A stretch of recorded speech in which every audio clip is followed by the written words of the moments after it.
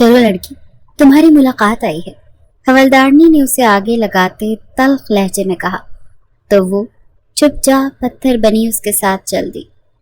سامنے ہی وہ شخص کھڑا تھا جو کہنے کو اس کا محافظ تھا۔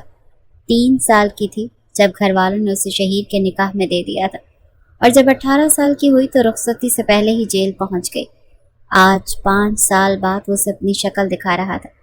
جب اگلے ہفتے وہ چھوٹنے والی تھی، اس نے بے یقینی سے شہیر کو دیکھا کہ وہ واقعی آیا تھا یا اس کا وہم تھا۔ کیسی ہو؟ ویسے یہ سوال کرنے کی تک بنتی نہیں۔ اس چادر 4 دیواری میں یقیناً خوشی رہی ہوگی۔ وہ طنز کے تیر برسا رہا تھا اور عنایہ اسے یکٹک دیکھے جا رہی تھی۔ پوچھو گی نہیں کیوں آیا ہوں؟ وہ اس کے قریب آتا 2 قدم پہ تھما۔ عنایہ کی سوالیہ نظریں اس پر جمی۔ الفاظ تو جیسے منہ میں ہی دم توڑ گئے تھے۔ ان پیپرز پر سائن کر دو۔ اس نے ایک فائل اس کی جانب بڑھائی۔ عنایہ نے کانپتے ہاتھوں سے وہ فائل تھامی اور اسے کھولا تو ایک پل کو وہ پورے وجود سے لرز گئی، اور اگلے ہی پل خود پر قابو پاتی وہ شہیر کو سخت گیر نگاہوں سے دیکھنے لگی۔ چاہتا تو 5 سال پہلے ہی یہ تعلق توڑ لیتا، لیکن خیر اب بھی کوئی دیر نہیں ہوئی۔ میں نے سائن کر دیے ہیں، تم بھی کر دو سائن۔ وہ طلاق کے پیپرز تھے جن پر اسے شہیر نے دستخط کرنے کے لیے کہا۔ عنایہ نے 1 منٹ بھی سوچے بغیر اس پر سائن کر دیا۔ گڈ ہو گیا، اب سے ہمارے بیچ یہ رشتہ بھی ختم۔ وہ پیپرز کو فائل میں رکھتے شفافیت سے بولا۔ عنایہ بالکل خاموش تھی، اسے جیسے اب ان سب سے کوئی فرق ہی نہیں پڑ رہا تھا۔ وہ بے حسی سے بھرا شخص جا چکا تھا اور عنایہ کو واپس جیل میں بند کر دیا گیا۔ وہ وہیں دیوار کے ساتھ گھٹنوں کے بل بیٹھ کر ٹیک لگا کر بیٹھی۔ 5 سال کہنے کی بات تھی۔ سب کچھ کتنا اچھا اور پیارا تھا، زندگی کتنی خوبصورت تھی، سب اپنے تھے، پیار کرنے والے، کہ اچانک ہی سب بدل گیا۔ وہ دلہن کے بجائے مجرم بن گئی۔ Miss Inaya, you are under arrest. آپ کو مس رمشا کو مارنے کے جرم میں گرفتار کیا جاتا ہے۔ مہندی لگے ہاتھوں پر اسے ہتھکڑیاں پہنا دی گئیں۔ رمشا؟ وہ زیر لب دہراتی حیرت سے سامنے کھڑے ایس پی کو دیکھ رہی تھی، جو جتاتی نظروں سے اسے ہی دیکھ رہا تھا۔ یہ آپ کیا کہہ رہے ہیں؟ ہوش میں ہیں آپ؟ میری بچی ایسا نہیں کر سکتی۔ تایا جان نے پولیس کی راہ میں حائل ہونا چاہا تو انہیں ایک طرف کر دیا گیا۔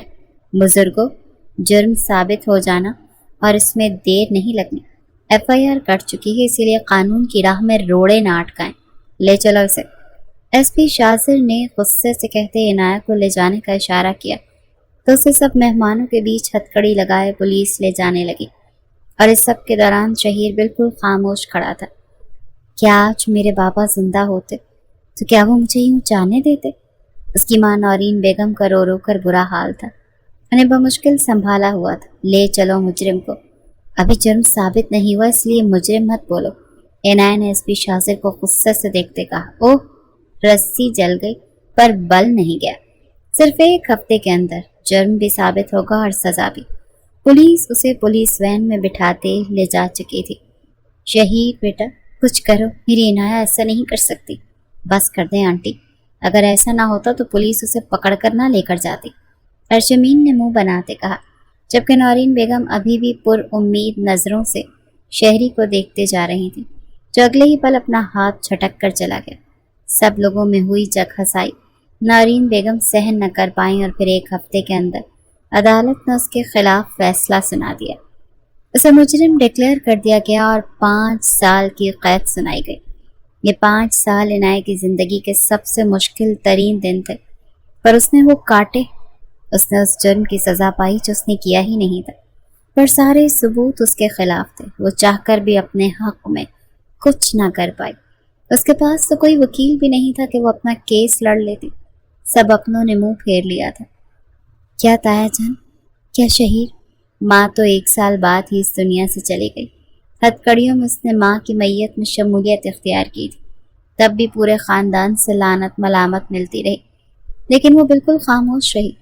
ماں کے جنازے کے بعد اسے پھر سے واپس جیل میں بند کر دیا گیا۔ وہ بالکل چپ ہو گئی تھی اور خاموشی سے اپنی سزا کاٹی، لیکن اس خاموشی میں ایک طوفان نے جنم لیا تھا۔ ان 5 سالوں نے عنایہ کو بدل کر رکھ دیا تھا۔ وہ بدلے کی آگ میں بری طرح جھلس رہی تھی اور اسے بدلہ لینا تھا ان سب سے جو اس کی بربادی کے ذمہ دار تھے۔ وہ جیل سے رہا ہو کر نکلی، اس کی کوئی منزل، کوئی ٹھکانہ نہیں تھا۔ تپتی دھوپ کی تمازت سے اس کا چہرہ گلال ہوا تھا۔ ماں کی قبر پر جا کر دعا کی اور کافی دیر وہیں بیٹھی رہی۔ ماں سے آخری ملاقات یاد آئی اور پھر وہ اٹھی۔ اب اس کا رخ بس اسٹاپ کی جانب تھا، جہاں سے اس نے اپنی منزل کی جانب پہلا قدم اٹھانا تھا۔ ہے، یہ گیا، نشانہ لگ گیا، وہ خوشی سے چلائی اور اب دوسرے پہ نشانہ باندھا تھا اور وہ بھی نیچے گرا۔ گلے رانا، او گلے رانا، بس کر جا، اور کتنے آم توڑے گی؟ تیری دادی کو پتہ چلا تو جان کو آ جائیں گی۔ اس کی والدہ نے اندر سے ہی اسے آواز دیتے ٹوکا، جبکہ وہ بڑے سے باغیچے میں گھسی تاک تاک کے نشانے لگا رہی تھی، جبکہ اس کے پاس کھڑے شانی اور کامی مزے سے چٹخارے لے لے کر کچے آم کھا رہے تھے۔ ارے گلے میں وہ دیکھ، وہ صحیح موٹا تازہ، اسے مار کے گرا۔ شانی نے زبان ہونٹوں پر پھیرتے ہوئے کہا، ارے وہ موٹے، تجھے تو میں وہ کھانے نہیں دوں گی۔ گلے، وہ مجھے دینا۔ کامی نے بھی امید باندھی، جبکہ اس بار اس کا نشانہ تو تاک کے لگا تھا، لیکن کچا آم اس طرف سے آتے یزدان شاہ کے سر پر جا بجا۔ حد تیرے کی، یہ دجال کہاں سے ٹپک پڑا؟ ہائے گلے، یہ کیا کیا؟ کامی اور شانی ایک ساتھ چلائے کہ یزدان نے سر تھامے ان تینوں نمونوں کو دیکھا۔ گلے، کلٹی مار! کامی اور شانی اونچی آواز میں چلاتے وہاں سے شوٹ کرتے بھاگ نکلے، جبکہ گلے وہیں کھڑی اس کچے آم کو دیکھ رہی تھی جو یزدان کے پیروں میں گرا اپنی قسمت پر رو رہا تھا۔ اس سے پہلے کہ یزدان اس کی جانب بڑھتا وہ اس کی جانب بڑھی۔ یہ میرا محنت کا پھل ہے، میں چکلوں سے۔ نیچے گرے کچے آم کی جانب اشارہ کرتے اس نے پوچھا۔ خیر، چکھ ہی لیتی ہوں، میری محنت کا پھل ہے، کچا ہے تو کیا ہوا، ہے تو محنت کا نا۔ ارے گلے! اچانک سے اپنے عقب سے دادی کی آواز سنتے گلے کے تو حلق میں سانس اٹکی، پیچھے پلٹ کر دیکھنے کی غلطی نہیں کی اور جھٹ سے یزدان کے پیچھے چپتی اس کی شرٹ کو کمر سے مضبوطی سے تھام لیا۔ یزدان دل ہی دل میں پیچ و تاب کھاتا رہ گیا۔ پورے گھر میں گلیرانہ دن دناتی اونٹ کی طرح پھرتی رہتی تھی، مجال تھا وہ کسی سے ڈرتی یا دبتی۔ ایسے میں اس حویلی کی ایک ہی ہستی تھی، دادی سغرا بیگم۔ انہوں نے گل کی جھلک دیکھ تو لی تھی، پر وہ پلک جھپکتے غائب ہوئی تھی۔ ارے دانی پتر، یہ گلے کہاں گئی؟ ابھی تو یہی تھی۔ وہ جو گلے رانا کو بتانے والا تھا، لیکن اپنا نام بگاڑتی دادی اسے اس وقت 440 وولٹ کا کرنٹ پہنچا گئی۔ بی جان، کتنی بار کہا ہے میرا نام یزدان ہے، یزدان شوکت بٹ، آپ مجھے یہ دانی لفظ مت کہا کریں۔ وہ چڑا تھا، اور باقی رہی آپ کی مجرم تو وہ یہ رہی۔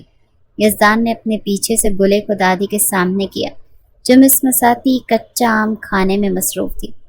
او جل ککڑی، بھلا ہو تیرا، میرے آم کھا رہی ہے؟ ٹھہر تو۔ دادی اپنی چپل اتار چکی تھی۔ گل وہاں سے بھاگنا چاہتی تھی، لیکن یزدان نے اس کی کلائی سختی سے دبوچ رکھی تھی۔ اللہ پوچھے آپ کو، چھوڑے مجھے، ورنہ بی جان نے میرا کچومڑ بنا دینا ہے۔ وہ دہائی دے رہی تھی، جبکہ دادی اسے 2-3 لگا چکی تھی۔ نہ تیرے پیٹ میں کیڑے نہیں پڑتے، ایسے چوری کر کر کے کھاتی ہے تو؟ ہائے بی جان، خدا کا خوف کرو، اپنے درخت سے آم اتار کر کھانا بھلا کون سی چوری ہوتی ہے؟ وہ کانوں کو ہاتھ لگا گئی، جبکہ دوسرے ہاتھ میں آم پکڑا ہوا تھا اور کلائی یزدان کے ہاتھ میں تھی۔ تیرے دادا نے مجھے دیا تھا، یہ میرا حق مہر تھا، اور اس میں صرف میرا حق ہے، تم لوگوں کا نہیں۔ دادی بھی اپنے ویلے کی چنگی پٹاخہ تھی۔ بس کر دیں بی جان، اب تو دادا کو بخش دیں، بیچارے اللہ تعالیٰ کے پاس ہوں گے، اب تو یہ درخت دان کر دیں تاکہ ان کی روح کو ثواب پہنچے۔ اس کی بات پر دادی نے ایک چھتر رکھ کر اسے دیا کہ وہ چھلتی ہوئی یزدان کے پیچھے چھپنے لگی۔ اللہ کرے آپ کے ساتھ بھی یہی سب ہو، آپ بھی ایسے ہی تڑپیں اور میں آپ کو یوں ہی کھڑے ہو کر دیکھ کے ٹھٹھے لگاؤں۔ وہ اس کے ذرا سا پاس ہوتی دانت پیس کر بولی، جبکہ دادی اب باقاعدہ اپنی چھڑی اوپر اٹھا گئی۔ یزدان پلیز پلیز، آپ کے ہونے والے بچوں کا واسطہ میری کلائی چھوڑ دیں، ورنہ دادی نے آج مجھے مار دینا ہے۔ وہ چھڑی دیکھتے جو منہ میں آیا بولتی چلی گئی۔ یزدان نے ترس کھاتے اس کی کلائی چھوڑ دی تو وہ 1 منٹ سے پہلے وہاں سے بھاگی تھی۔ پکڑ اس ناہنجار لڑکی کو، مجھے دادا کے تانے دیتی ہے، ایسی پوتی تو اللہ دشمن کو بھی نہ دے، اور اللہ ایسی دادی ہر ایک کو دے تاکہ سب کو میری تکلیف کا اندازہ ہو، آمین۔ وہ زیر لب دعا مانگتے اندر غائب ہوئی تھی۔ यजदान दादा का हाथ थामे अंदर की जाने पड़ा। मुसलसल खड़े होकर गुल से बहस और तकरार में उनकी सांस फूल गई थी। अंदर ले जाते मखसूस तख्त पर बिठाया और उनके लिए मुलाजमा से कहकर पानी मंगवाया कि तभी मेन दरवाजे से चौकीदार अंदर आता, मुलाजमा को कुछ बताता बाहर निकल गया। बीजी, बाहर कोई लड़की आई है आपसे मिलने। लड़की? कौन लड़की? पानी के 2 घूंट भरते हैरत से पूछा। जी नाम तो नहीं बताया, कहती है आपसे मिलना है। अच्छा, भेज दो। दादी ने ग्लास यजदान को थमाया जबकि नजरें दरवाजे पर टिक गईं।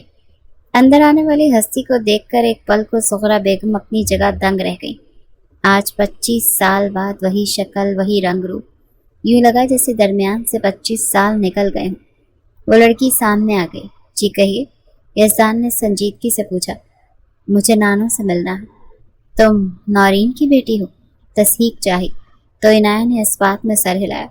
अगले ही पल उन्होंने उसे अपने पास बुलाया और अपने सीने से लगा लिया। उन्हें यूं महसूस हुआ जैसे अपनी बेटी को सीने से लगा लिया हो। वो 25 साल पहले उन्हें छोड़कर किसी के साथ निकाह करके चली गई थी और ऐसी गई कि पलटकर एक बार भी ना देखा। पर आज उनकी नवासी आ गई थी तो बेटी की तलब भी पैदा हो गई। नौरीन कहाँ है? उनके सवाल पर इनाया की आंखों से आंसू बह निकले। वो तो 4 साल पहले ही फौत हो गई।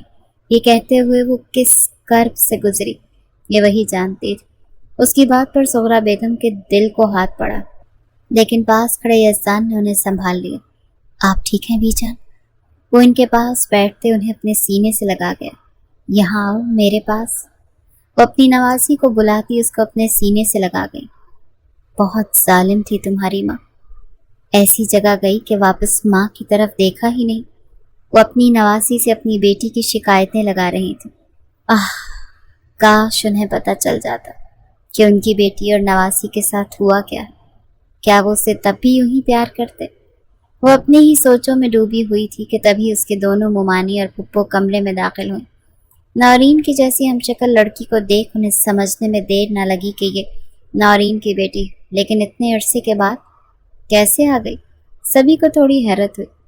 कुछ सच और कुछ झूठ गढ़ना था उसे, ताकि किसी को उसके जेल में जाने की बात ना पता चले। कोई एक ऐसी लड़की को नहीं अपनाता जो 5 साल जेल काट कर आई हो। माँ के जाने के बाद वो ददियाल वालों ने नाता तोड़ लिया। मरने से पहले माँ ने उसे बताया, यहाँ का एड्रेस दिया था, इसीलिए वो यहाँ आ गई। तुम्हारी माँ को मरे हुए 4 साल हो गए और तुम 4 साल बाद यहाँ आई। इतना अरसा कहाँ रही तुम? छोटी मुमानी ने थोड़ा तीखा अंदाज अपनाया, जिस पर इनाया को अपने जेल में काटे दिन याद आ गए। नजरें झुकाए अपने आंसू पहुंचे। हॉस्टल में रही, लेकिन वहाँ जो आंटी थी उनकी भी डेथ हो गई, तो अब कोई चारा न रहा, इसलिए यहाँ आ गई। लेकिन आप लोग फिक्र न करें, मैं सिर्फ कुछ दिनों के लिए। कुछ दिनों के लिए क्यों? इनाया पुत्र, ये तेरा भी घर है। इस घर को अपना घर समझ, और अब हमेशा के लिए बस तुम यहीं रहोगी मेरे पास। दादी ने उसे अपने साथ लगाते मोहब्बत और चाहत से कहा। तब उनकी इतनी चाहत पे दिल ही दिल में शर्मिंदा हो गई कि वो झूठ बोलकर यहाँ रही। एक दिल किया सब कुछ सच सच बता दे, लेकिन फिर अपनी नानी को खोने का डर, और उसके पास फिलहाल और कोई छत भी तो नहीं थी, इसलिए मसलहतन खामोश रही। लेकिन कब तक? जिस दिन ये राज खुलना था, सबसे ज्यादा उसकी नानों को ही तकलीफ होनी थी। लो भाई, आप घर के अफराद में एक और का इजाफा हो गया। मैं कहती हूँ जरा बंदा पता तो पूछे उससे, उसके ददियाल का। क्या पता सच बोल रही है या झूठ। ऐसी लड़की का क्या भरोसा, न जाने क्या गुल खिला कर आई हो। छोटी मुमानी निमरा तो बड़ी मुमानी के कान में घुसी अपनी ही बोली जा रही थी। इस वक्त तो दोनों किचन में थी और रात के खाने का बंदोबस्त कर रही थी, जबकि सब मर्द हजरात और घर के अफराद अंदर बीजान के कमरे में थे। निमरा चुप करो, ऐसी बातें मत करो। देखो तो चेहरे से कितनी मासूम लगती है। न जाने कितने जुल्म सितम सहकर कितनी उम्मीद से यहाँ आई है, और तुम ऐसी बातें करके किसी का दिल खराब मत करना। बड़ी मुमानी आमना ने उन्हें समझाया। अरे मुझे क्या, मैंने तो ऐसे ही जर्नली बात की थी। अच्छा वो मुझे सलाद की प्लेट जरा पकड़ाना और हांडी का चूल्हा बंद कर दो। उनकी बात काटते आमना मुमानी ने अपनी बात कही कि तभी परवीन पुप्पो किचन के अंदर दाखिल हुई। खाना तैयार है, लगा देते हैं, सभी को भूख लगी है। उनकी आंखों में भी आंसू थे। वो भी अपनी बड़ी बहन की बेटी से मिलकर आपदीदा हो गई थी। बहन की मौत को सुनकर उनका दिल रो दिया था। हाँ, سب ہو گیا، ڈائننگ ٹیبل سیٹ کروانا ہے، آمنہ بی بی نے کہتے اجلت میں ہاتھ چلایا۔ بی جان کے 2 بیٹے اور 2 بیٹیاں تھیں۔ بڑے بیٹے شوکت بٹ، ان کی بیوی آمنہ اور بیٹا یزدان تھا جو بزنس مین تھا۔ چھوٹا بیٹا عقیل بٹ تھا، اس کی بیوی نمرہ اور ایک ہی بیٹی گلے رانا تھی جو انتہائی نٹ کھٹ اور شریر تھی۔ بیٹی نورین تھی جس نے اپنی پسند سے بھاگ کر شادی کر لی اور اب اس دنیا میں نہیں رہی۔ ان کی بیٹی عنایہ واپس لوٹی تھی۔ چھوٹی بیٹی پھپھو پروین تھی، ان کے شوہر کی 12 سال پہلے ڈیتھ ہو گئی جس وجہ سے وہ واپس حویلی آن بسی، دوبارہ شادی نہیں کر سکی، اور وجہ ان کے 11 سال کے جڑواں بچے تھے جن کی انہوں نے پرورش کرنی تھی۔ کامران اور شایان جو حویلی میں سب سے چھوٹے ہونے کی وجہ سے سب کی آنکھوں کا تارا تھے۔ عنایہ کے دونوں ماموں نے بھی اس کے سر پر شفقت بھرا ہاتھ رکھا، کسی نے اس سے اس کے ددیال کا نہ پوچھا، اور عنایہ اس پہ ہی مطمئن ہو گئی۔ اسی لیے بیجا کے ساتھ والا کمرہ سیٹ کروا دیا گیا۔ رات کو بستر پر لیٹی تو ایک ایک کر کے ماضی کی ساری یادیں تازہ ہونے لگی۔ آنکھیں نیچے وہ اب آنسو بہاتی تکیا بھگونے لگی کہ دروازے پر ہلکی سی دستک پر وہ اٹھ گئی۔ آگے بڑھ کر دروازہ کھولا تو 3 افلاطون اس کے کمرے میں داخل ہوئے، گلے رانا، کامی اور شانی۔ ہم اندر آ جائیں؟ خیر ہم تو آ ہی گئے ہیں، تم سے اکیلے میں ملنے کا اشتیاق تھا اسی لیے یہاں آ گئے۔ تم سو تو نہیں رہی تھی؟ گلے نے اسے سر سے پیر تک جانچتی نظروں سے دیکھا۔ نہیں، آپ بیٹھیں۔ عنایہ نے مسکرا کر اسے صوفے کی طرف اشارہ کرتے کہا، یار یہ آپ والا تکلف ہمارے ساتھ مت کرو، ہم کھلے بندے ہیں، سیدھے سادے۔ ہاں ویسے تو ہم تینوں کو حویلی کا ڈان ہی سمجھو۔ وہ اس کے کان میں منمنائی تو عنایہ کے چہرے کی دلکش مسکان نہ چھوا۔ واو یار، تم مسکراتی ہوئی کتنی پیاری لگ رہی ہو۔ گل نے اس کی تعریف کی، اور ہمارے گلے ہنستی ہوئی پوری بھینسا لگتی ہے۔ شانی نے لقمہ دیا تو کامی سمیت وہ بھی ہنسنے لگا، جبکہ گل نے اسے ایک زوردار دھموکا جڑ دیا۔ اپنی چونچ بند رکھ موٹے، ورنہ اس آم کے پیڑ کے ساتھ الٹا لٹکا دوں گی اور صبح تک وہیں لٹکتا رہے گا۔ گل نے اپنے بڑے ہونے کا روپ جمایا تو شانی منہ بسوڑ گیا، ویسے تم پڑھی لکھی ہو؟ گل اس کی جانب مڑی تو عنایہ کے لب بھینچے۔ جیل میں جب کچھ کرنے کو نہیں تھا تو اس نے اپنی پڑھائی مکمل کی تھی اور ماسٹرز کی ڈگری حاصل کی تھی۔ جیل میں رہنے کا اسے یہ ایک فائدہ ہوا تھا۔ ارے تم تینوں یہاں ہو، چلو اٹھو فوراً اپنے کمروں میں چلو، اتنی رات ہو گئی ہے، اور عنایہ آپی کو بھی سونے دو، تھکی ہوگی۔ پروین نے اپنے دونوں بچوں کو باہر نکالا تو ایک گھوری گل پر بھی ڈالی۔ جا رہی ہوں یار، ہر جگہ پہرے دار بن کر پہنچ جاتی ہیں۔ وہ بڑبڑاتی ہوئی اٹھتی جا چکی تھی۔ پروین نے محبت کی ایک نگاہ عنایہ پر ڈالی، اسے شب خیر کہتی باہر نکل گئی۔ عنایہ نے اٹھ کر دروازہ لاک کیا اور واپس آ کر لیٹ گئی۔ کیا کبھی میں ان محبتوں کا بوجھ اٹھا سکوں گی؟ عنایہ نے آنکھیں میچ لی۔ وہ اس وقت ٹریڈ مل پر مسلسل دوڑ رہا تھا۔ کمرے کی روشنیاں مدھم تھی، مگر اس کی پیشانی سے ٹپکتا پسینہ اس وقت اس کو مزید دلکش بنا رہا تھا۔ جسمانی ساخت ایسی کہ جیسے قدرت نے خود تراشی ہو، چوڑے کاندھے، فولادی بازو اور کثرتی جسم جو ہر حرکت میں طاقت اور ضبط کی جھلک دے رہا تھا۔ ہر قدم پر اس کی ٹانگوں کے پٹھے تن جاتے جیسے چٹانیں حرکت میں ہوں۔ وہ بظاہر دوڑ رہا تھا مگر اس کی آنکھیں کسی انتقام، کسی مقصد یا کسی دکھ کے تعاقب میں تھی۔ ہوا میں اس کے جسم سے اٹھتی مردانہ خوشبو اور مسلسل دوڑنے سے کمرے کو جیسے خاص ہیبت سے بھر رہی تھی۔ سیاہ جرسی اور شارٹس میں لپٹا وہ بالکل کسی طوفان کے پہلے کا سکوت لیے ہوئے تھا، جس کی ہر سانس میں آگ چھپی تھی اور ہر حرکت آنے والے طوفان کی پیش گوئی کر رہی تھی۔ وہ حشام لغاری تھا، روڈ سا، مضبوط، بے رحم، مگر اندر کہیں گہری چپ چھپی تھی۔ وہ دوڑ رہا تھا، شاید خود سے، ماضی سے، یا کسی ایسے سچ سے جسے جاننے سے پہلے ہی وہ فیصلہ سنا چکا تھا۔ دروازہ دھیرے سے کھلا اور اس کا سیکرٹری اندر داخل ہوا۔ سر، آج آپ کی ایم عثمان کے ساتھ میٹنگ ہے۔ ٹھیک 1 گھنٹے بعد۔ وہ رک چکا تھا، ٹال اس نے اپنے جسم پہنچ رہا تھا۔ ملازم کے ہاتھ سے جوس کا گلاس تھامے وہ ایک نظر سیکرٹری کو دیکھتا دانت پہ دانت جما گیا۔ اسے جیل سے چھوٹے آج 3 ماہ ہو گئے ہیں اور تم اب تک پتہ نہیں لگا سکے کہ وہ کہاں ہے۔ جوس کا گلاس چھناکے سے ٹوٹا کہ ملازم اور سیکرٹری دونوں ہی گھبرا گئے۔ مجھے اس لڑکی کا پتہ چاہیے 2 دن کے اندر، ورنہ میں وہ تیزی مچاؤں گا کہ تم سب کی پشتیں یاد رکھیں گی۔ جاؤ یہاں سے۔ وہ دھاڑا کہ وہ دونوں وہاں سے تیزی سے باہر نکلے۔ ہشام لغاری کوئی عام بندہ نہیں تھا، ایک خطرناک بزنس ٹائکون تھا جس کی منگیتر کا قتل ہوا تھا 5 سال پہلے، اور الزام اس لڑکی عنایہ پر آیا تھا۔ عنایہ اس کی منگیتر رمشا کی بیسٹ فرینڈ تھی، اور پھر الزام جرم بن گیا، اسے 5 سال کی قید سنائی گئی، لیکن ہشام لغاری کے لیے اس کی وہ سزا بہت کم تھی۔ وہ اسے اپنے ہاتھوں سے سزا دینا چاہتا تھا، پر جیل سے چھوٹتے ہی وہ اچانک کہاں غائب ہو گئی کچھ پتہ ہی نہیں چل رہا تھا۔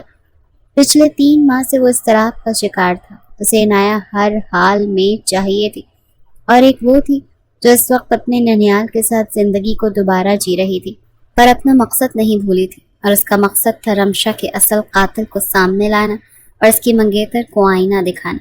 اس کے لیے اسے پہلے مضبوط بننا تھا، اور پھر یہی نہیں، اپنے ددیال والوں کی بے اعتنائیوں اور لاپرواہیوں کا بدلہ بھی تو لینا تھا۔ وہ چھوٹی سی 23 سال کی لڑکی جسے وقت سے پہلے حالات نے بڑا کر دیا تھا، درد میں تھی، اور اپنا درد وہ اپنے اندر رکھے ہوئے تھی۔ حویلی میں گلے شانی اور کامی کی شرارتوں میں وہ کچھ پل کو اپنا غم بھول جاتی تھی۔ سب کچھ ٹھیک چل رہا تھا کہ ایک دن سب بکھر گیا۔ یزدان غصے سے گھر میں داخل ہوا اور سیدھا عنایہ کے روم میں گیا۔ گلے اسے اتنی تیزی سے اس کے روم میں جاتا دیکھ ٹھٹکی اور انہی قدموں پہ اس کے پیچھے لگ گئی، جس نے اندر جاتے ہی دروازہ دھاڑ سے بند کیا۔ یا اللہ، یہ سب کیا ہے؟ کہیں یزدان عنایہ سے محبت؟ گلے کا دل پہلی بار کسی احساس سے دھڑکا، شاید تڑپا تھا کہ آنکھ کا ایک کونا نم ہوا۔ نہیں، یہ میرا وہم ہے، ایسا کچھ نہیں، یزدان تو صرف میرا ہے۔ وہ جیسے خود کو تسلی دے رہی تھی، پر عنایہ کے کمرے کا بند دروازہ اس کا منہ بھی چڑھا رہا تھا۔ کون ہو تم؟ کیا سچائی ہے تمہاری؟ یزدان نے اندر آتے اچانک اسے دونوں بازوؤں سے تھامے دھاڑتے ہوئے دبے دبے انداز میں پوچھا، کیا کہہ رہے ہیں آپ؟ چھوڑیں مجھے۔ وہ خود کو چھڑا گئی۔ یزدان بھی فوراً پیچھے ہٹا۔ اسے بھی ایک دم احساس جاگا کہ غصے میں وہ اس لڑکی کے قریب ہو گیا جو غلط تھا۔ کون سی جیل میں رہ کے آئی ہو 5 سال؟ اب کی بار اس کے الفاظ عنایہ کے دماغ پہ ضرب ڈال گئے۔ اس نے بے یقینی سے یزدان کو دیکھا جس کی آنکھوں میں غصہ، نفرت اور حقارت تھی۔ بتاؤ، کس کا قتل کیا تھا تم نے، جس کی پاداش میں تمہیں 5 سال جیل کاٹنی پڑی؟ وہ اب کی بار سچ میں دھاڑا تھا کہ دروازے کے باہر کھڑی گلے بھی کانپ گئی۔ جلدی سے جا کر اپنی ماں اور تائی کو بلا لائی۔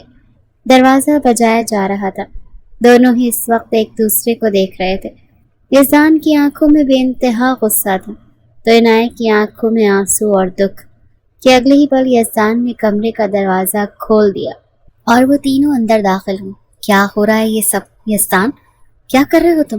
عنایہ کے روم میں آمنہ بی بی نے بیٹے کو غصے سے لتاڑتے ہوئے کہا، قسم خدا کا، میں نے منع بھی کیا تھا کہ نہ کریں نکاح ان کا۔ بچوں کے دل و دماغ بدلتے دیر نہیں لگتی۔ دیکھ لیں، اس لڑکی کے آتے ہی آپ کے بیٹے نے آنکھیں بدل لی۔ نمرہ بی بی دکھ سے کہتے آنکھوں میں آنسو لے آئی۔ بس، اور ایک لفظ نہیں، یزدان نے غصے سے انگلی اٹھاتے انہیں وارن کیا۔ اس کا یہ انداز دیکھتے گلے کو سخت دکھ ہوا۔ جب تک حقیقت کا علم نہ ہو منہ بند ہی رکھنا چاہیے۔ اور تم اپنا سچ خود سب کو بتاؤ گی یا میں بتاؤں؟ یزدان نمرہ بی بی سے کہتا اب عنایہ کی جانب مڑا، جو خاموش آنسو بہا رہی تھی۔ کیسا سچ؟ آمنہ نے حیرت سے عنایہ کو دیکھا۔ ان سب کی سوالیہ نظریں عنایہ پر جا ٹکی تھی۔ اس کے گناہ کا سچ، اس کے قتل کا سچ، اس کے جیل میں بتائے گئے 5 سال کا سچ۔ قاتل ہے یہ مما، قتل کیا ہے اس نے ایک جیتی جاگتی لڑکی کا، اور یہاں یہ معصوم بن کر آ کر رہنے لگی، سب کی نظروں میں دھول جھونک کے۔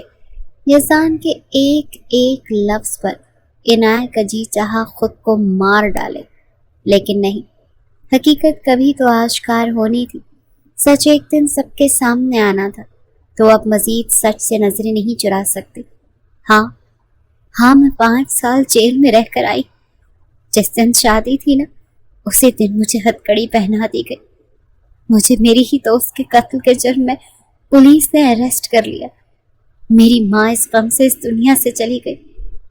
5 سال قحط کاٹی ہے میں نے، اس جرم کی جو میں نے کیا ہی نہیں۔ جیل سے رہائی کے 1 ہفتے پہلے ہی میرے منکوہا نے آ کر مجھے طلاق دے دی۔ اسے 5 سال بعد یاد آیا کہ اسے مجھ جیسی مجرم سے تعلق ہی نہیں رکھنا۔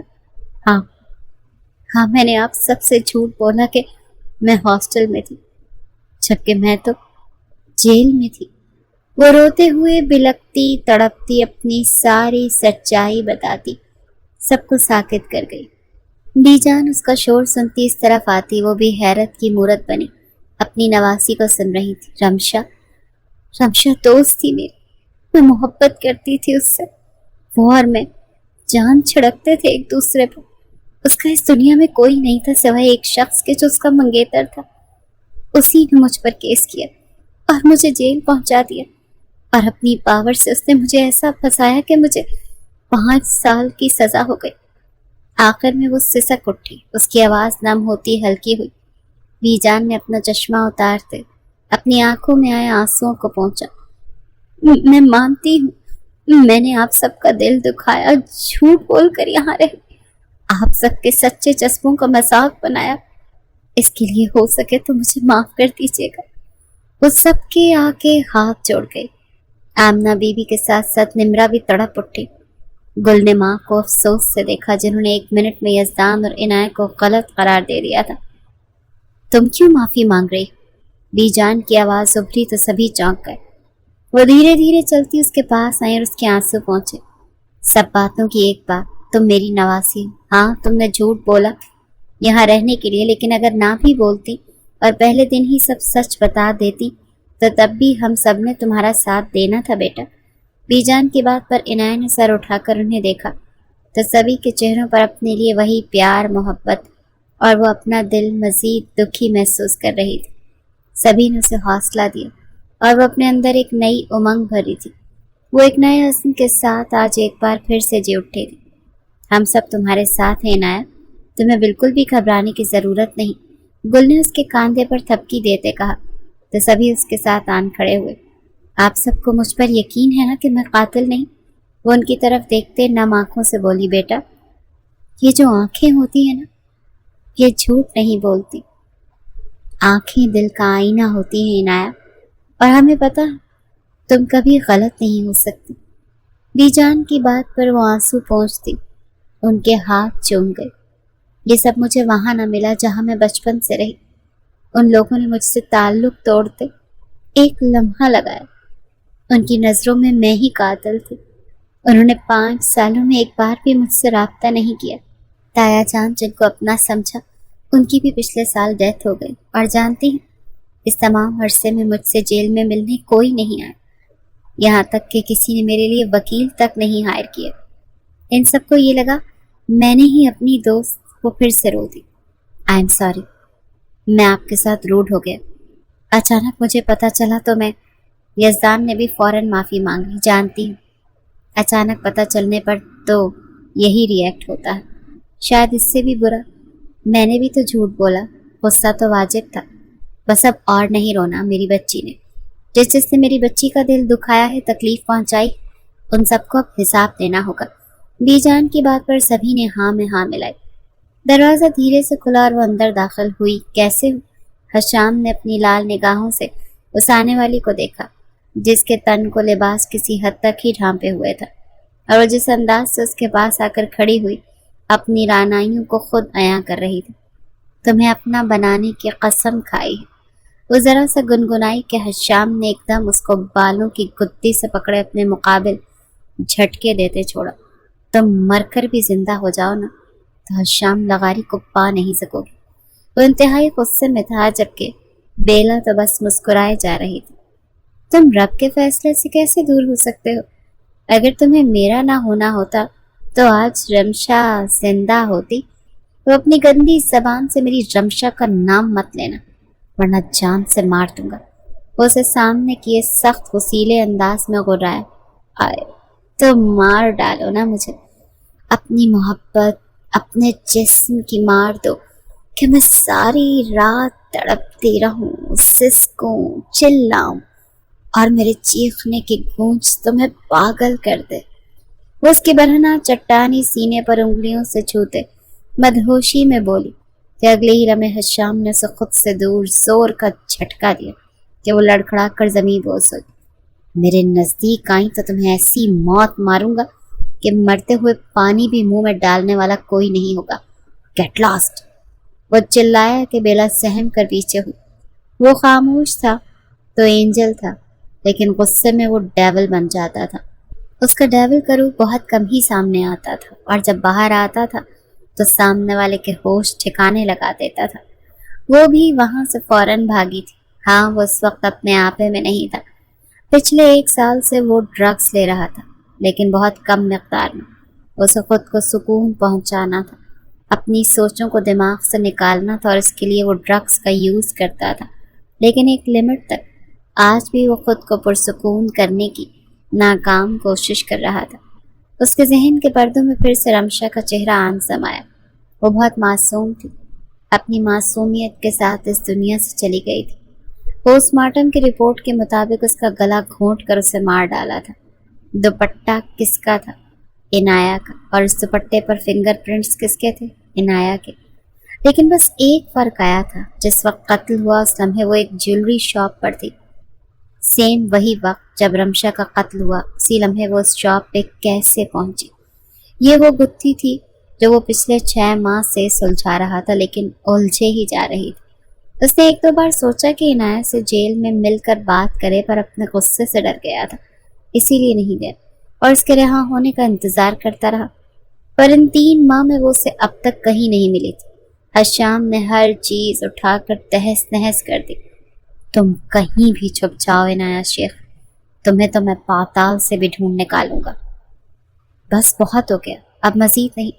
5 साल हो गए हैं शादी को, लेकिन बच्चे की खुशी अभी तक सुनना नसीब नहीं हुई। मैं अब शहीर की दूसरी शादी करवाऊंगी। नादिया बेगम ने कतई अंदाज अपनाया। ऐसा नामुमकिन है, आप शहीर की दूसरी शादी नहीं करवा सकती। वो करेंगे ही नहीं।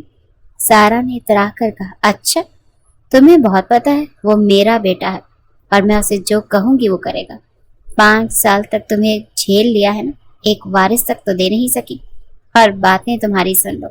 वो नखुवत भरे लहजे में बोली, सुननी पड़ेंगी आपको मेरी हर बात सुननी पड़ेगी आंटी, क्योंकि आपका बेटा मेरे इश्क में पागल।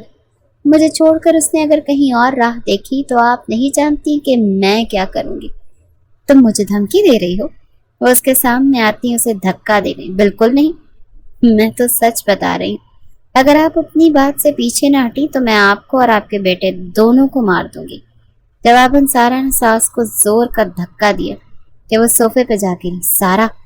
बाहर से अंदर आते शहीद ने ये मंजर देखा तो तड़प ही गया और आगे बढ़कर अपनी माँ को सहारा देते हुए उठाकर बिठाया। तुम्हारी जुर्रत कैसे हुई? तुमने मेरी अम्मी को यूं धक्का दिया? पहले इन्होंने मुझे धक्का दिया। वो इंतहाई जारहाना तेवर लिए अपनी जाने पढ़ता देख फौरन से सफाई देने लगी। बकवास बंद करो अपनी। खबरदार जो तुमने आज के बाद मेरी अम्मी के साथ कोई भी बदतमीजी करने की कोशिश की। अच्छा, क्या कर लोगे तुम? हाँ, वो मुझे तुम्हारी दूसरी शादी की धमकी दे रही थी और तुम भी अब मुझे धमका रहे हो। सारा एकदम हिज़यानी अंदाज में चीखे। बहुत तकलीफ हो रही है ना तुम्हें मेरी दूसरी शादी का सुनकर कि तुमने मेरी अम्मी को धक्का दिया? अब मैं तुम्हें दूसरी शादी करके दिखाऊं। तुम्हें जो करना हुआ कर लेना। वो भी जवाबन चिल्लाया कि एक पल को सारा का दिमाग अपनी जगह से हिल गया। मैं तुम्हें जान से मार दूंगी अगर तुमने किसी दूसरी औरत के बारे में सोचा भी तो। मैंने तुम्हें 5 साल पहले इनाया का नहीं होने दिया, अब कैसे किसी और का होने दे सकती? तो शहीर का गिरेबान थाम गई, जबकि उसकी बात पर नादिया बेगम हवन्नक बनी उसे देखती रही। ये क्या बोल रही है शहीर? नादिया बेगम ने अपने बेटे की जानिब देखते हुए छंबे से पूछा। अम्मी, ये पागल हो गई है, इसका दिमाग खराब हो गया है। अब छोड़ें इसे, आप अपने कमरे में चलें। शहीर ने बमुश्किल खुद पर काबू पाते हुए नादिया बेगम को वहां से हटाना चाहा। क्यों? माँ को क्यों यहाँ से लेकर जा रहे हो? इन्हें भी तो पता चले कि आज से 5 साल पहले उनके बेटे ने क्या गुल खिलाया था। सारा की बात पर नादिया बेगम के कदम डगमगाए। क्या कहना क्या चाहती हो तुम? नादिया बेगम की बात पर शहीर एकदम पलटता हुआ सारा की गर्दन पर हाथ रख गया। अब अगर तुम्हारी जबान से एक लफ्ज भी निकला तो मैं कसम खाता हूं कि तुम दूसरा सांस नहीं ले पाओगी। उसके गले पर दबाव बढ़ाता सख्त अंदाज में धाड़ा। न चाहते हुए भी सारा को चुप होना पड़ा। वो जानती थी वो जो कह रहा है वो कर देगा और इसके लिए किसी के लिए मारना कोई मुश्किल नहीं था। वो माँ को लिए कमरे की जानिब बढ़ गया कि सारा अपनी सांस बहाल करती रह गई। सब कुछ बदल गया था। عنایہ نے یزدان کا بزنس جوائن کر لیا تھا، اس کی لک بھی چینج ہو گئی تھی۔ یزدان نے نہ صرف اسے بہن مانا بلکہ ہر طرح کا ساتھ نبھانے کا یقین دلایا۔ وہ شام لغاری کو اچھے سے جانتا تھا، اسی لیے اب اس سے اس کی زبان میں بات کرنے کے لیے ویسے ہی حلیے میں اپنانا پڑا تھا۔ واو، لکنگ سو بیوٹیفل عنایہ، بہت گریسفل لگ رہی۔ وہ اس وقت شہر کے بنگلے میں تھے جہاں یزدان عنایہ شفٹ ہوئے تھے، باقی ابھی سب دوسرے شہر کی بڑی حویلی میں تھے۔ آج رات ایک بہت بڑی پارٹی ہے جس میں عنایہ بھی شرکت کر رہی تھی، تو مسز یزدان بھی، تم بھی بہت پیاری لگ رہے ہو گلے، ایک الگ سی لک آئی ہے یار۔ عنایہ، بندہ شہر میں آ کر شہری بن ہی جاتا ہے نا۔ وہ بلیو کلر کا خوبصورت سٹائلش سا فراک زیب تن کیے، ساتھ کامدار دوپٹہ کاندھے کی ایک طرف ڈالے، اس وقت وہ کم سن حسینہ اندر آتے یزدان کو بہت بری طرح چونکا گئی۔ عنایہ نے اپنے گاؤن کے اوپر گلے میں سکارف لیا ہوا تھا، جبکہ شال لیے وہ بہت سوبر سی لگ رہی تھی، جبکہ اس کی اپنی منقوہہ شہر آتے ہی کھل گئی تھی، ایسے تیار تھی جیسے کسی شادی کی تقریب میں جا رہی۔ عنایہ، آپ چلیں گاڑی میں بیٹھیں، ہم آتے ہیں، وہ عنایہ سے کہتا گلے کی جانب مڑا۔ عنایہ سر اس بات میں ہلاتی باہر نکلی، جبکہ گلے نے ایک ستائشی نگاہ آئینے میں ہی اپنے اوپر ڈالتے گہرا سانس بھرا کہ ایک دم اسے دروازہ لاک ہونے کی آواز آئی تو وہ پلٹی۔ یزدان کی اس کی جانب پیش قدمی پر وہ ایک پل کو ٹھہر سی گئی۔ تم اس حلیے میں جاؤ گی؟ اس سے 2 قدم کے فاصلے پر رکتے وہ پوچھ رہا تھا۔ چہرہ بے تاثر تھا جبکہ آنکھیں انتہائی سرد۔ کیوں؟ کیا کوئی برائی ہے؟ اس نے ناسمجھی سے پوچھا۔ مجھے تو اچھائی بھی کہیں سے نظر نہیں آ رہی۔ ایسے کیوں بول رہے ہیں؟ اتنی پیاری تو لگ رہی ہوں۔ جیلس نہ ہو میری خوبصورتی سے، وہ اترا کر بولی۔ فار یور کائنڈ انفارمیشن، یہ ایک بزنس پارٹی ہے، کسی گاؤں کی شادی نہیں جہاں تم اتنی بن سمر کر جا رہے ہو۔ چینج کرو یہ ڈریس اور کوئی سمپل سا پہنو۔ وہ اپنی کہتے مڑا۔ ہرگز نہیں، عنایہ نے بھی تو پہنا ہے اتنا گریسفل ڈریس۔ اسے کچھ نہیں کہا، مجھ پر روک جما رہے ہیں؟ وہ منہ بناتے بولی۔ ہاں، نہیں کہا، وہ اپنی زندگی کی مالک خود ہیں، میرا ان پہ کوئی حق نہیں، لیکن تم میری اور تم پر میرا پورا حق ہے، اور تم وہی کرو گی جو میں کہوں گا، ورنہ۔ وہ جو بہت دل سے اس کی بات سنتی، اپنا دل دھڑکتا محسوس کر رہی تھی، اس کے ورنہ پر گلے کے ماتھے پر بل پڑے۔ ورنہ میں تمہیں لے کے ہی نہیں جاؤں گا، وہ قطعی انداز میں بولتا گل کو حیران کر گیا۔ آپ ایسا نہیں کر سکتے، ورنہ میں نے بی جان کو فون کر کے آپ کی شکایت لگا دینی ہے۔ وہ آنکھوں میں آنسو لیے بولی۔ پھر چینج کرو فوراً اور کوئی سمپل سا ڈریس پہنو۔ وہ ابھی بھی اپنی بات پر قائم تھا۔ میرے پاس نہیں ہے کوئی سمپل، سبھی سب ایسے ہی تو ہیں۔ فراک پتہ تو ہے، پنجابن ہوں، اور یہ میری پہچان۔ وہ پھر سے اترائی تو یزدان ماتھا مسلتا خود ہی کبٹ کی جانب بڑھتا اس کا بلو کلر میں ہی ایک سادہ سا فراک نکال لایا۔ یہ تبھی وہ ایک پل کو رکا کیونکہ گل نے بہت مہارت سے ایک خوبصورت شال اپنے گرد لپیٹی تھی کہ وہ نظر لگ جانے کی حد تک پیاری لگ رہی تھی۔ یزدان کا جی چاہا اسے کہیں چھپا لے جہاں کوئی بھی اس کی گلے کو نہ دیکھ سکے۔ کیا اب بھی پینڈو لگ رہی ہوں شہری بابو؟ وہ اپنی معصوم آنکھیں پٹ پٹاتے ہوئے پوچھ رہی تھی۔ یزدان اپنے جذبات پر قابو پائے اس کے قریب جاتا اس کا ہاتھ پورے حق سے تھام گیا۔ یہ شال ہٹنی نہیں چاہیے پوری پارٹی کے دوران، سمجھی؟ وہ اسے لیے کمرے سے باہر آیا جبکہ اس کا اتنا حق جتاتا انداز گلرانہ کو اندر ہی اندر سرشار کر گیا۔ پارٹی کی رونقیں عروج پر تھیں، ہر بڑا چھوٹا بزنس مین اس پارٹی میں مدعو تھا، ان سب میں حشام لغاری بھی اپنی جاندار پرسنالٹی کے ساتھ ڈرنک کارنر پر موجود گہری سوچ میں ڈوبا ہوا تھا۔ ویلکم مس شیخ، کب سے آپ کا انتظار ہو رہا تھا۔ مسٹر دلشیر خان نے بہت پرتپاک انداز میں یزدان اور اس کے ساتھ اندر آتی عنایہ کا استقبال کیا۔ سبھی کی نگاہ اس حسین چہرے پر ٹکی تھی جس کی نگاہوں کا مرکز حشام لغاری تھا، جس کی ابھی تک اس کی طرف پیٹھ تھی۔ یہ آپ کی ذرا نوازی ہے مسٹر خان۔ اس کی نرم اور نازک مدھم آواز پر ایک پل کو حشام کی آنکھیں کھلی تھیں۔ یہ نام کچھ نیا سا لگا تھا۔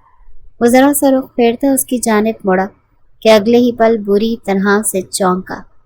جسے پچھلے 3 ماہ سے ڈھونڈ رہا تھا آج وہ اس کے سامنے کھڑی تھی، بالکل ایک الگ روپ میں۔ وہ اپنی جگہ پر ساکت بیٹھا اسے دیکھتا چلا گیا۔ عنایہ کی نظریں بھی اس پر جا رکیں تو تھم سی گئیں۔ ہر طرف رونق تھی، لوگ تھے، باتیں تھیں، لیکن وہ دونوں اس وقت ایک دوسرے کو بنا پلکیں جھپکے دیکھے جا رہے تھے کہ اگلے لمحے یزدان نے اسے پکارا تو وہ اس کی جانب متوجہ ہوتی ایک بھرپور مسکان دے گئی اور اس کے ساتھ آگے بڑھی۔ حشام کی نگاہوں نے اس کا دور تک تعقب کیا، اس سے پہلے کہ اس تک پہنچتا کہ بیلا نے پاس آتے اس کے کاندھے پر ہاتھ رکھا تو وہ جھٹکے سے اس کی جانب دیکھنے لگا۔ وہاں کہاں جا رہے ہو؟ بھول گئے قاتل ہے وہ تمہاری منگیتر کی، اس نے مارا ہے رمشا کو۔ بیلا نے اسے سب یاد کروانا چاہا جس سے حشام کی رگیں تنی تھیں۔ ایک طرف تالیوں کی گونج تھی، یزدان کے ساتھ مسٹر دلشیر نیا پروجیکٹ شروع کر رہے تھے اور اس خوشی میں سب کو یزدان اور دلشیر کی جانب سے ایک ریٹرن گفٹ دینے کا اعلان کیا گیا تھا۔ میں حشام لغاری اپنے سارے پروجیکٹس مسٹر دلشیر کے ساتھ ختم کرتا ہوں۔ اچانک سے حشام کی بات پر سبھی نے چونک کر اسے دیکھا۔ مسٹر حشام، خیریت؟ یہ اچانک فیصلہ؟ اس کی وجہ جان سکتا ہوں؟ دلشیر تھوڑا سا سٹپٹا گیا۔ اس کی وجہ میں بتاتی ہوں مسٹر دلشیر۔ اچانک سے عنایت کی آواز پر وہاں موجود سب کی نگاہ اس پر اٹھی۔ انہیں میرے یہاں ہونے سے پرابلم ہے، کیوں مسٹر حشام؟ اس کے پاس آتی اس کی آنکھوں میں آنکھیں ڈال کر بولتی، اسے غصہ دلا رہی تھی۔ ہر طرف خاموشی کا رات چھا گیا تھا۔ پہلی بار کوئی لڑکی ہوں حشام لغاری کے آمنے سامنے کھڑی اسے للکار رہی تھی۔ میں تم جیسی قاتل لڑکی کے منہ بھی نہیں رکھنا چاہتا، اور مسٹر دلشیر اس لڑکی کے ساتھ تم اپنے سارے پروجیکٹس کرو، شوق سے کرو، but you kicked out from my side. وہ ہر لفظ پر زور دیتے بول رہا تھا، just shame on you mister لغاری، شٹ اپ۔ عنایت کی بات پر وہ ایک دم اس پر دھاڑا تھا کہ عنایت سہم کر ایک پل کو پیچھے ہٹی۔ جو لڑکی 5 سال تک قتل کے جرم میں جیل کاٹ کے آئی ہو، اس کے ساتھ کھڑا ہونا بھی میں اپنی توہین سمجھتا ہوں۔ کام کرنا تو بہت دور کی بات ہے۔ وہ اسے سب کی نظروں میں گراتا اپنی پینٹ کی پاکٹس میں ہاتھ گھسائے، وہاں سے پلٹا۔ مسٹر لغاری۔ اچانک یزدان کی پکار پر وہ تھما۔ میں آپ کو بہت ہوشیار سمجھتا تھا، پر آپ تو عام سے شخص نکلے۔ یزدان کی بات پر اس کے ماتھے پر بل پڑے۔ 5 سال سے ایک لڑکی جیل کی سلاخوں کے پیچھے خاموشی سے اپنی سزا کاٹ رہی تھی۔ جو قتل کر سکتی تھی، کیا وہ خود کو وہاں سے نکلوا نہیں سکتی تھی؟ کیا کہنا چاہتے ہو تم؟ حشام کے ماتھے پر ان گنت بل پڑے۔ پہلے خود تو کوشش کریں مسٹر لغاری سچ جاننے کی۔ یہ کہتے ساتھ وہ کھڑی بیلا کی جانب دیکھا جس کے چہرے کا رنگ پل میں اڑا۔ آپ کو جو دکھایا جاتا ہے آپ وہی دیکھتے ہیں، کبھی خود بھی ایکسپلور کریں، بہت راز کھلیں گے۔ یزدان اس کا چین سکون اڑاتا واپس عنایت کی جانب بڑھ گیا جو اس وقت گل کے ساتھ کھڑی ہوئی بہت نارمل انداز میں باتیں کر رہی تھی۔ گل کی یہی خاصیت تھی، وہ اپنے ساتھ کسی کو بھی زیادہ دیر اداس ہونے ہی نہیں دیتی تھی۔ اسے دیکھتے یزدان کے چہرے کو مسکان نے چھوا، جبکہ حشام وہ پارٹی چھوڑتا جا چکا تھا۔ حشام رکو تو میری بات تو سنو۔ بیلا نے اسے روکنا چاہا کہ اگلے پل اس نے بیلا کو گاڑی کے ساتھ زور سے پٹخا۔ میرے راستے میں آنا چھوڑ دو، اگر اپنی زندگی کی سلامتی چاہتی ہو تو۔ اتھرا بندہ ہوں میں، دماغ سٹک گیا تو منہ دکھانے کے قابل نہیں رہو گی۔ اپنی بات کہتا وہ اسے پرے جھٹک گیا۔ وہ بری طرح جا کے سڑک پر گری، جبکہ حشام اپنی گاڑی میں بیٹھتا گاڑی کو وہاں سے نکال لے گیا۔ میں آپ کو بہت ہوشیار سمجھتا تھا، پر آپ تو بہت عام سے شخص نکلے مسٹر لغاری۔ آپ کو جو دکھایا جاتا ہے آپ وہی دیکھتے ہیں، کبھی خود بھی تو ایکسپلور کریں، بہت راز کھلیں گے۔ وہ گاڑی کو اندھا دھند بھگائے جا رہا تھا کہ ایک دم اسے گاڑی روکنا پڑی۔ اس کے نمبر پر ماجد کی کال آ رہی تھی۔ حشام، کیا تم صبح میری طرف آ سکتے ہو؟ کیوں؟ سب خیر ہے نا؟ حشام کی چھٹی حس بیدار ہوئی۔ خیریت نہیں تو میں آنا پڑے گا۔ آپ کو کیا لگتا ہے، کیا یہ سب ٹھیک ہے؟ عنایت نے یزدان سے پوچھا۔ اس وقت وہ تینوں ٹی وی لاؤنج میں بیٹھے تھے۔ حقیقت ان تینوں پر آشکار ہو چکی تھی، بس اب حشام ہی رہتا تھا جسے پتہ چلنا تھا۔ ابھی تو سب ٹھیک ہوگا، کیونکہ جتنا میں حشام لغاری کو جانتا ہوں وہ صحیح کے ساتھ کبھی غلط نہیں کرتا۔ ضرور اسے مس انڈرسٹینڈنگ ہوئی ہے، کسی نے اس کی آنکھوں کے آگے جال بنا اور وہ اس میں پھنستا چلا گیا۔ اسے عقل تو ہونی چاہیے تھی، ناحق کسی لڑکی کو 5 سال جیل کرا دی۔ کین یو امیجن یہ انسان؟ جیل کال کوٹری میں 5 سال کیسے رہ سکتا ہے کوئی، اور وہ بھی جب وہ بے گناہ ہو؟ عنایت، یو آر ویری بریو۔ بولنے آگے ہوتے عنایہ کو اپنے گلے سے لگایا۔ یزدان، بھلے حشام لغاری صحیح کے ساتھ غلط نہیں کرتا، پر میرے ساتھ بہت برا کیا ہے اس نے، اور اس کے لیے میں اسے کبھی معاف نہیں کروں گی۔ سخت سے سخت سزا دوں گی۔ ہو سکتا ہے وہ سارا سچ جاننے کے بعد شرمندہ ہو کر معافی مانگے۔ پھر گل کی بات پر عنایہ اپنی جگہ سے اٹھی۔ پھر بھی سزا ضرور دوں گی، اور جو اصل مجرم ہے اسے سزا میں دلواؤں گا۔ بلکہ میں کیا، جب حشام کو پتہ چلے گا وہ خود انہیں سزا دلوائے گا۔ یزدان پر یقین تھا، جبکہ عنایہ بالکل خاموش۔ تم ایک بار پھر چیک کروا لو، سب کلیئر ہے۔ حشام، رپورٹ میں صاف لکھا ہے رمشا کو قتل سے پہلے زیادتی کا نشانہ بنایا گیا ہے، اور یقیناً ایک لڑکی تو یہ نہیں کر سکتی، تو اس سے صاف ظاہر ہوتا ہے کہ مجرم کوئی اور ہے۔ تم یہ پتہ کرواؤ تمہارے پاس جو رپورٹس پہنچی ان کو کس نے بدلا، کیونکہ اصل رپورٹس تو یہ ہیں، لیکن اس سے یہ تو ثابت نہیں ہوتا کہ وہ لڑکی بے قصور ہے۔ ہو سکتا ہے اس نے کسی کے ساتھ مل کر، حشام نے دھڑکتے دل سے کہا۔ اگر ایسا ہوتا، یا تو وہ اپنا منہ کھول دیتی یا 5 سال جیل میں نہ کاٹتی، اس کا ساتھی اسے نکال لیتا۔ خیر، یہ تو سب قیاس آرائیاں ہیں، کیونکہ اس لڑکی، کیا نام ہے اس کا، مس شیخ، اس کے فنگر پرنٹس تھے نا اس دوپٹے پر جو رمشا کے گلے میں لپٹا تھا، اور وہ دوپٹہ بھی اسی کا۔ ایک منٹ، کہیں اس کی کسی اپنے کا تو یہ کام نہیں، اس کو پھنسانے کے لیے اس کا دوپٹہ یوز کیا؟ یار، وہ اگر قاتل ہوتی تو اپنا دوپٹہ تو نہ یوز کرتی۔ یہ کیا تھا؟ وہ وہاں سے لے کر جاتی، ثبوت کے طور پر کیوں چھوڑ گئی؟ ماجد کی ساری باتیں عنایہ کو بے قصور ثابت کر چکی تھی، اور اس بار اس کا وجود زلزلوں کی زد میں تھا۔ کیس ری اوپن ہو چکا تھا، اور اس بار سب کچھ حشام اپنی نگرانی میں کروا رہا تھا۔ اس سنسان جگہ کی انویسٹیگیشن ایک بار پھر ہوئی جہاں رمشا کی لاش ملی تھی، اور پھر ایک ایسا ثبوت ملا جسے اصل مجرم تک رسائی حاصل ہو گئی۔ ایک بڑے سے پتھر کے نیچے ایک بٹن، وہ بٹن کس کا تھا؟ پولیس اس تک بہت آسانی سے پہنچ گئی۔ کیا کر رہے ہو؟ چھوڑو میرے بیٹے کو، اس نے کچھ نہیں کیا۔ مسز نادیہ نے شہیر کو بچانا چاہا، لیکن پولیس نے اس کی ایک نہ سنی اور شہیر کو لے گئے۔ دیکھ لو منحوس، تمہارا منحوس وجود کھا گیا میرے بیٹے کو، وہ سارا پر چلائیں، جبکہ وہ زور زور سے قہقہے لگاتے ہنسی۔ آپ کا بیٹا ہے ہی اس قابل، قاتل ہے وہ، اور قتل کے جرم میں سزائے موت سے کم نہیں ہوتی۔ وہ پاگلوں کی طرح قہقہے لگاتی مسز نادیہ کو ہکا بکا چھوڑ گئی، اور پھر سب کچھ اوپن ہو گیا۔ شہید نے پولیس ریمانڈ کے پہلے ہی چکر میں سب اگل دیا۔ وہ مجھے ملی تھی، میرے دل میں اس نے یہ سب ڈالا، مجھے راہ دکھائی، اور میں گمراہ ہو گیا۔ شہید، اگر تم چاہتے ہو کہ تمہیں تمہاری محبت مل جائے تو مجھے میری محبت سے ملوا دو۔ بیلا کی بات پر وہ چونکا۔ اس وقت وہ ایک ریسٹورانٹ میں تھا، جہاں کچھ دیر پہلے ہی شہید نے عنایہ کو اپنی نئی جاب کی ٹریٹ دی تھی۔ اس کے ساتھ رمشا بھی تھی۔ وہ دونوں اٹھتی ابھی سامنے شاپنگ مال میں گئیں کہ بیلا اس کے پاس آ گئی، تو وہ موبائل سے نظریں ہٹایا اسے دیکھنے لگا۔ کیا مطلب؟ میں سب جانتی ہوں، تم سارا سے محبت کرتے ہو جو میری بہن ہے، تمہیں وہ مل جائے گی، عنایہ بھی تمہاری زندگی سے نکل جائے گی، بس تمہیں ایک کام کرنا ہوگا۔ کیسا کام؟ اور پھر اس نے اسے رمشا کو راستے سے ہٹانے کا کہا، کیونکہ اسے حشام چاہیے تھا۔ تمہارا دماغ درست ہے؟ میں کسی کو قتل کر دوں؟ پاگل ہو گئی ہو؟ شہید نے صاف انکار کر دیا۔ دیکھ لو، میں تمہیں اس کام کے پورے 50 لاکھ دوں گی، آرام اور سکون سے ساری زندگی بیٹھ کر عیاشی کرنا۔ وہ اسے ساتھ اب پیسوں کا لالچ بھی دے رہی تھی، اور اس سازش میں بیلا کی بہن سارا بھی شامل ہو گئی۔ ان کا ارادہ رمشا کو مار کر سارا الزام عنایہ پر لگانا تھا، جو پھر حشام لغاری خود اسے سزا دلواتا۔ ایسے میں عنایہ اور رمشا دونوں راستے سے ہٹ گئیں، لیکن اس شام جب شہیر نے یہ سب پلان کیا، اس نے عنایہ کے فون نمبر سے رمشا کو ایک سنسان جگہ پر بلوایا۔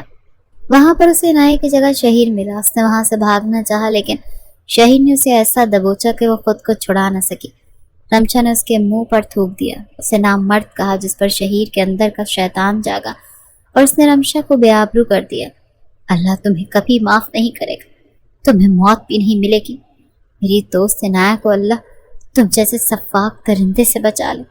زخموں اور درد سے چور وہ اپنے آخری لمحات میں یہی دعا کر رہی تھی، اور پھر اگلے ہی لمحے شہید نے اس کے گلے کے گرد دوپٹہ لپیٹ کر اسے مار ڈالا۔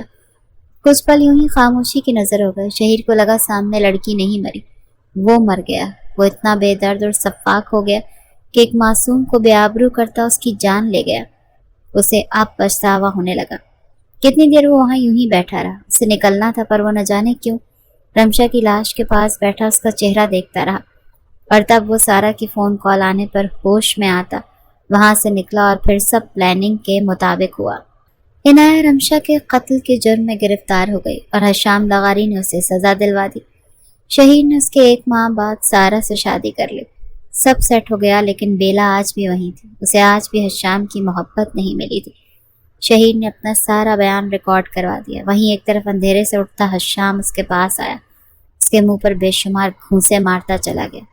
Please sir, control your self. Commissioner صاحب نے اسے روکنا چاہا۔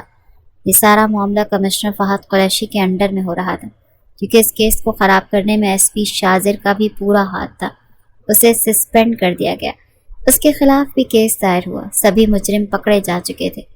بیلا کو بھی حراست میں لیا گیا تو دوسری طرف شہید کی بیوی کو بھی پولیس نے اپنی کسٹڈی میں لے لیا۔ تم اس حد تک گر جاؤ کہ میں نے سوچا نہیں تھا۔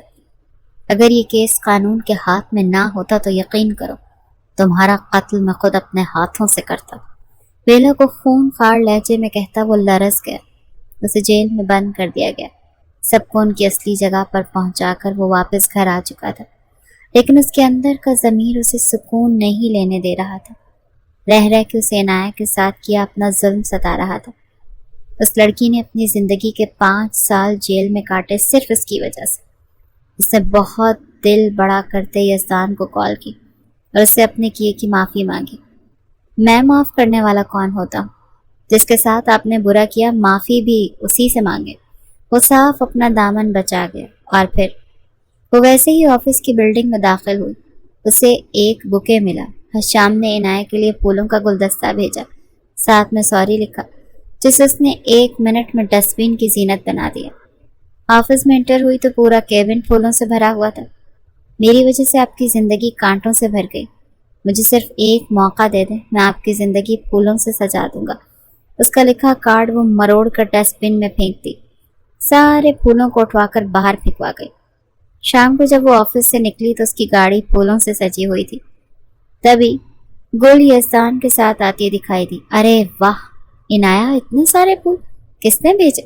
ایک کارڈ کھول کر پڑھنے لگی، پھولوں سے بھی زیادہ نازک گلاب کے لیے۔ ارے واہ، یہ تو کوئی شاعر نکلا۔ یزدان، آپ نے مجھے کبھی ایک پھول بھی نہیں دلایا۔ وہ پلٹ کر یزدان سے منہ بناتے شکوہ کر گئی۔ لے پھر یزدان، فٹے منہ حشام لغاری، اپنا راستہ سیدھا کرتے کرتے میرا الٹا کر رہا ہے۔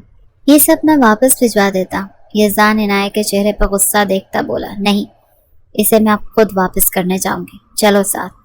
عنایہ کا غصے سے برا حال تھا۔ وہ عنایہ کو لیے حشام کے فارم ہاؤس پر پہنچا۔ کیا کرنے جا رہی؟ اسے پاس سے ایک راڈ اٹھاتے دیکھ گل کو شوق لگا۔ اب دیکھتی جاؤ۔